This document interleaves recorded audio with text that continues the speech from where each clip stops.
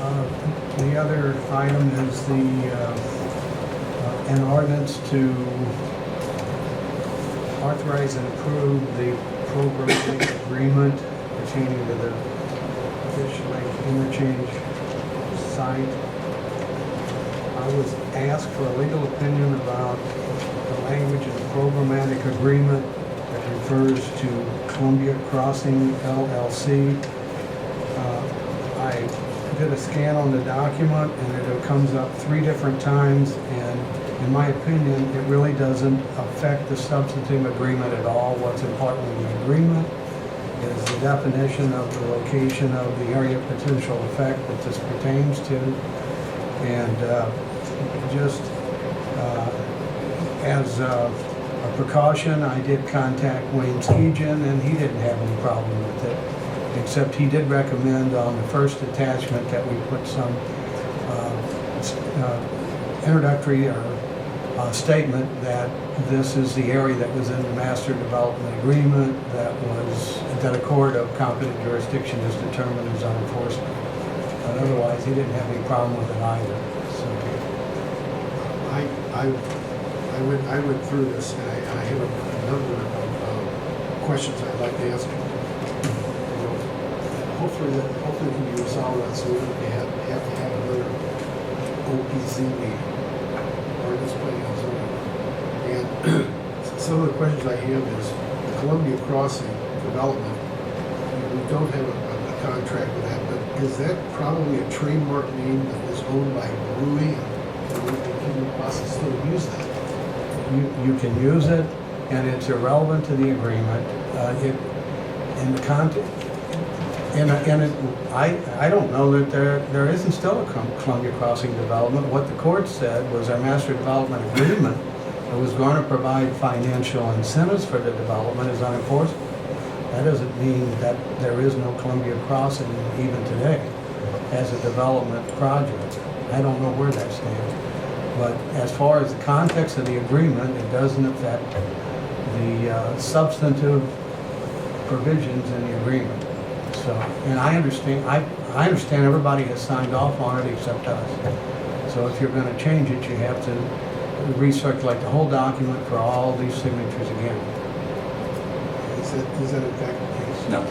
What they have said is they've approved it, they have not physically signed it. Oh, I didn't. I thought they had signed. I was under the impression that they had signed off. When I heard signed off, I was under the impression actual signature.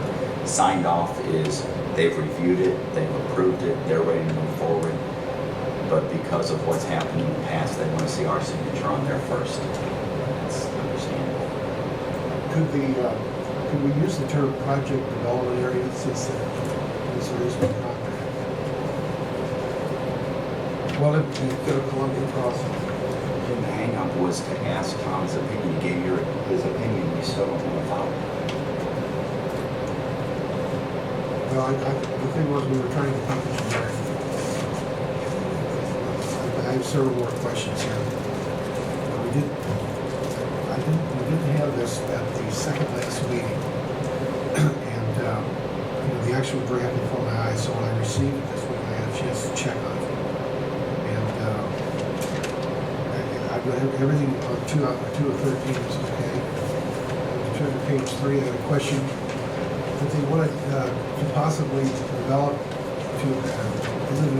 there might be a need for an amendment, and I understand that. If they're doing some work out there, that would be the discovery, and they could possibly amend it. It's the second paragraph down, so I didn't have any problems with that. The first one I'm concerned about is where it comes to cities' responsibilities. I remember from the meeting 2 weeks ago that it wasn't going to cost the city any money. And then as I read this, it does say the city is responsible for acquiring the services of a qualified consultant who meets at a minimum the Secretary of the Interior's professional qualification standards for archaeology. And I know from being involved in this for 4 years, that will be paid for by the developer. We will administrate it to make sure it's being done, just like we would a building permit or anything like that. But how can we state that in the contract so it's not so much just saying the city's responsibility? My bottom line is, who pays for this? I believe it's a developer, but I don't see any language that says that. The developer pays for it, and it's no different than any other development that we get. You know, we ask to make sure that when we get plans that they're drawn up by a licensed architect in the state or a licensed engineer in the state. When they get soil studies done, we make sure that that's done by somebody who's authorized to do those soil studies. We're already doing many of these things on every development we touch. You know, we did our own water line from the YMCA down to the lift station. We had to do a lot of these processes and make sure that we hired engineering companies that were authorized by the state to do those studies. And these studies can take a lot of time. And that's why we just do the administration and pass it through. But when I come to the next thing here, it says, and this verifies that it's on page 413, it says the city shall forward this information. So that's just an administrative process. What I want to know is, who is that city guy? Is that Ron Williams, or is that going to be the professionally qualified consultant we hire? It's going to be whoever's in charge of the developments as they develop out down in the bottoms. And that could be the city engineer, that could be before we're going to let them turn dirt, before we're going to let them put in a road, a water line, a sewer line, just like we do now. Everything has to fall in line, and everything has to be approved. It was, excuse me? Does that say what? Well, where does it say that we do it for all our other developments? Signing contract. Right. So does it say it in black and white? Well, we could take the entire state statute and put it in here. I mean, it's all part of the state statute. It's all part of the Plat Act. Everything falls in conjunction here. You know, there's many other rules and regulations that all fall in, and this is just a guideline to make sure they're following all the other rules and regulations. We're not going to put all the rules and regulations in this document. This is an outline stating that, hey, developer, when you develop in this area of potential effect, we know that there's archaeological issues out here. You will follow certain guidelines. The reason that the state and the feds asked the city to take charge of this is who gives building permits, who's the final say on local roads, who's the final say on water lines, sewer lines, infrastructure, and things of this nature.